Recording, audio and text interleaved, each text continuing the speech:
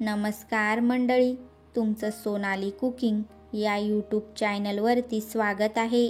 तर मंडळी, आज बनवूया तोंडात टाकताच विरघळणारे शेंगदाणा आणि गुळाचे लाडू। खूपच पौष्टिक आणि सहज रीतीने हे लाडू बनून तयार होतात। तर चला पटकन ही रेसिपी चालू करूया। त्याआधी तुम्ही या चॅनलवरती पहिल्यांदाच आले असाल तर नक्की या चॅनलला सबस्क्राईब करा आणि बेल आयकॉन दाबायला विसरू नका। मी इथे 1.5 किलो शेंगदाणे घेतले आहेत। आता हे शेंगदाणे भाजून घेऊया। त्यासाठी चुलीवरती एक कढई ठेवून घेतली आहे।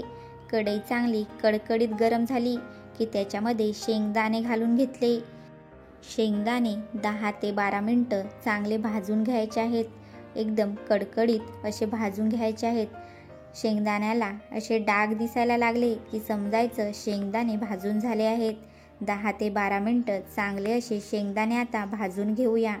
या प्रकारे तुम्ही नक्की एकदा शेंगदाणे आणि गुळाचे लाडू बनवून खाऊन बघा। अगदी सहज बनून तयार होतात आणि खूपच पौष्टिकसुद्धा असतात। तर आता 5 मिनिटं झालेले आहेत आणि शेंगदाणे भाजत आलेले आहेत। आणखी 5 ते 6 मिनिटं हे शेंगदाणे असेच भाजून घेऊया। तर बघा, आता शेंगदाण्याला 6 ते 7 मिनिटं झालेले आहेत आणि शेंगदाणे भाजून तयार झालेले आहेत। आता हे शेंगदाणे काढून घेऊया। मी इथे हे शेंगदाणे 10 ते 12 मिनिटं चांगले भाजून घेतले आणि शेंगदाण्याची सालं काढून घेतली। जेवढी सालं काढता येतील तेवढी सालं काढून घ्यायची। आणि तुम्ही बघू शकता शेंगदाणे एकदम कडक असे भाजलेले आहेत, हातावरती लगेच तुटतात। अशा प्रकारे शेंगदाणे भाजून घ्यायचे। आता एका मिक्सरच्या भांड्यामध्ये हे शेंगदाणे घालून घ्यायचे आणि शेंगदाण्याची पावडर करून घ्यायची। एकदम बारीकसुद्धा पावडर करायची नाही। अशा प्रकारे शेंगदाण्याची पावडर करून घ्यायची। मी इथे 1.5 किलो शेंगदाण्यासाठी अर्धा किलो गूळ वापरलेला आहे। गूळ कापून घेतलेला आहे। शेंगदाणे आणि गूळ दोन्हीही परातीमध्ये घालून घ्यायचे आणि मिक्स करून घ्यायचे। या पद्धतीने तुम्ही नक्की एकदा शेंगदाण्याचे लाडू बनवा। खूपच पौष्टिक बनून तयार होतात, तोंडात टाकताच विरघळतात। आता हे सगळं चमच्याने मिक्स करून परत मिक्सरच्या भांड्यामध्ये फिरवून घ्यायचे, जेणेकरून गूळ आणि शेंगदाणे चांगले मिक्स होतात आणि लाडू लवकर वळतात।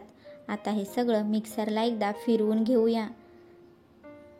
तर बघा, सगळं मिक्सरला फिरवून घेतलेलं आहे। आता याचे लाडू बनवून घेऊया। जास्ती मेहनत न करता झटपट हे लाडू बनून तयार होतात। आता आपण लाडू वळवून घेऊया। त्यासाठी थोडंसं मिश्रण हातामध्ये घेऊन लाडू वळवून घ्यायचे आहेत। अगदी सहजपणे लाडू वळतात। अशाच प्रकारे मी सगळे लाडू बनवून घेणार आहे। तुम्ही बघू शकता लाडू चांगल्या प्रकारे वळलेले आहेत। हे शेंगदाण्याचे लाडू जेवढे चवीला छान लागतात तेवढेच सहज बनून तयार होतात। तर कशी वाटली तुम्हाला ही रेसिपी? नक्की मला कमेंट करून सांगा। आणि जर तुम्हाला माझी ही रेसिपी आवडली तर नक्की माझ्या चॅनलला सबस्क्राईब करा आणि बेल आयकॉन दाबायला विसरू नका, की जेणेकरून माझ्या नवीन रेसिपींचे नोटिफिकेशन तुम्हाला मिळत राहतील। आणि हे लाडू 1-2 महिन्यापर्यंत चांगले टिकून राहतात। तर नक्की एकदा शेंगदाणा आणि गुळाचे लाडू बनवून खाऊन बघा।